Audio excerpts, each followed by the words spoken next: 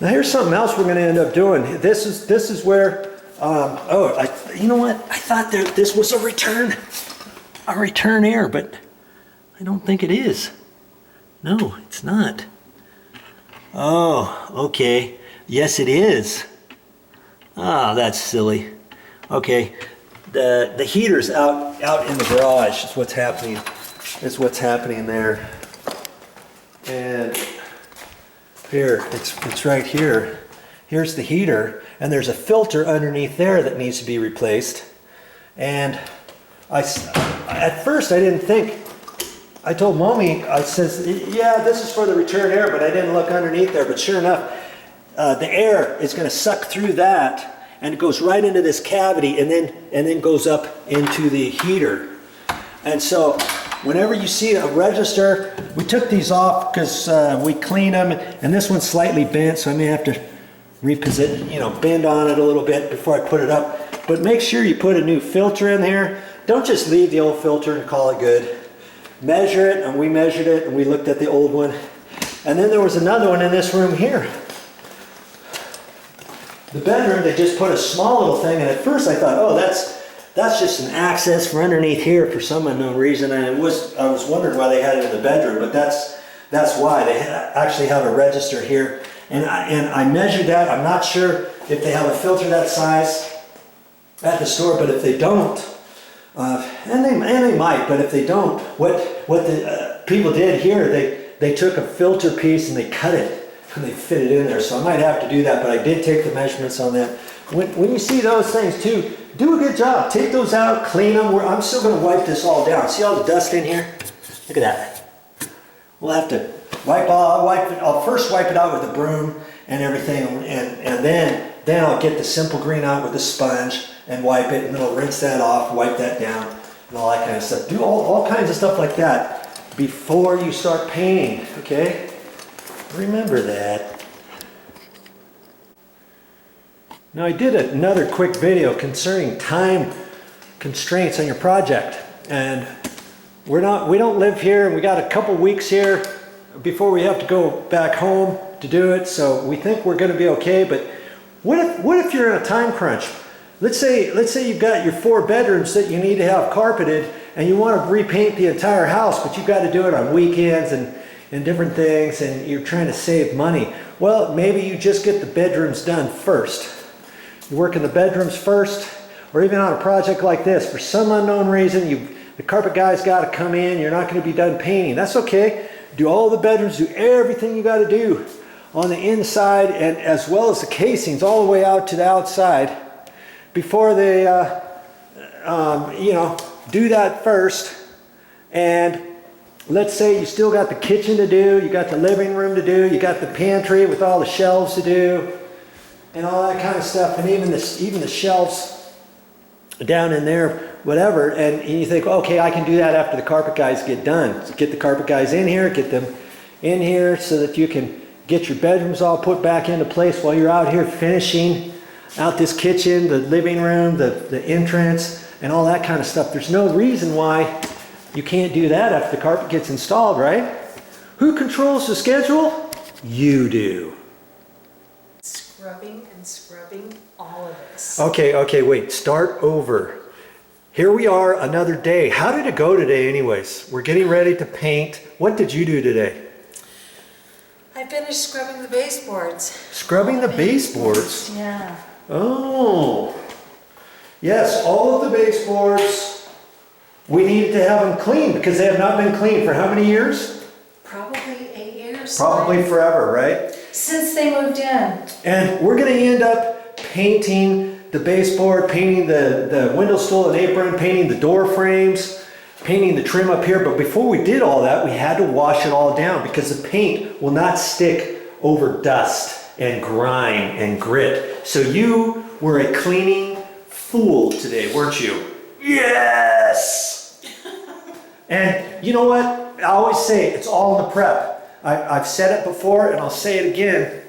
It's all in the prep. We've hardly done any painting. As a matter of fact, for the last couple days, we had to do some caulking, do some cleaning, taking the carpet up, cleaning, sweeping all this stuff up, I took a shop vac and actually vacuumed all of around the edges, and after I swept everything, I scraped off all the stuff on the glue from the pad, and then I even vacuumed it because I didn't want that dust to be going all over the place. I even dusted up in here, and then I went ahead and did all kinds of caulking. I did all kinds of caulking the other day, and even when I took all the cover plates off, I had to score them because whoever painted initially, they caulked them, and so I scored them, took them off, and then I had to remove the caulking around there. And then what I did, I took my caulking after I cleaned all this, and I dabbed it, boop, boop, boop, boop, boop, boop, boop, boop, all the way around. And then I took my putty knife and kind of wiped that down, so at least after I paint, you're not going to see a remnant of this line going around there. And I did that on every single one so far, like that.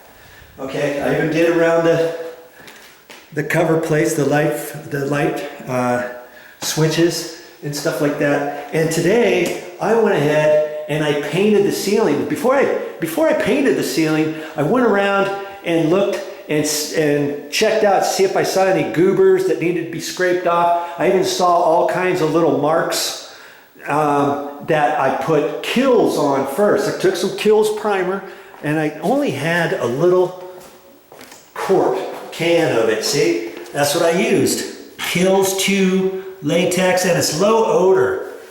I didn't want to get the original Kills because that stuff stinks and it burns your eyes and stuff. And so I took that and I just held the can and I went up there and dabbed it wherever I thought I needed it. And so today my job was to get the paint on these ceilings. And I ended up using, what did I use? I went to Home Depot. We got here, Bear, and it was Interior Ceiling Flat. It's hard to mess up flat paint, but I went around, and what did I use for a paint roller extension? I used my trusty broom. I brought that from home, and I could have used an extension pole like this. And you can adjust this, and this thing comes out. You know, and you can slide it wherever you want. But the thing about an extension pole, it's heavy, and if a professional painter was out here, he'd use extension poles. He would use the 9-inch frames and the covers. Let's see if I can find one. Here's a 9-inch frame.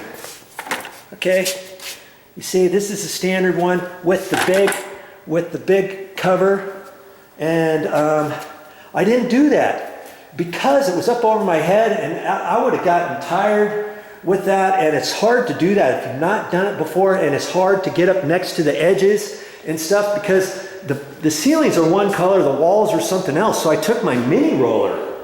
Yeah, I took a mini roller, a 6-inch mini roller, and here's my frame for that.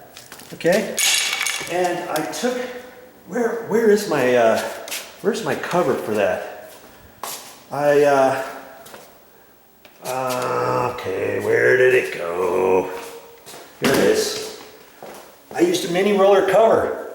That's the cover I used. And yeah, I could get up right up next to the edges.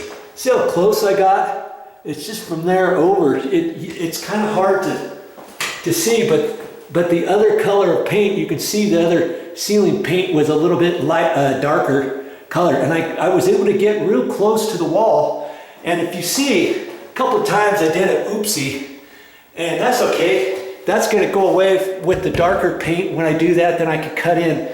I still have to go around and I have to cut in the ceiling. And I can use that with my crummy 2-inch throwaway paintbrush, and I can just quickly boop, boop, boop, boop, boop, boop, boop, all that. I might even use my 3-inch cut in, my 3-inch throwaway paintbrush, and I don't care if it gets on this wall at all. I can have a couple little spots here and there. I don't care about that because the main thing is once I do the walls, then I can cut in a nice straight line of the dark paint up against the ceiling. Okay, so I went around and I used my 9-inch or my 6-inch mini roller with this mini roller frame. and this is for 6-inch, and I used it right out of my 5-gallon bucket. And I went and I got a frame, and that frame fits down in there, and then you can use that, and that works way better than something like this. Okay, if I was just doing one wall, I would have used this. All right, the other guy used that, and there's some plastic liners you can use. That way you don't have to rinse that out. And I didn't even have to rinse this out. I just let it dry. And if I need to use that, eventually I'm going to use that, you know, when I do some other things. Well, that's all I got for this time.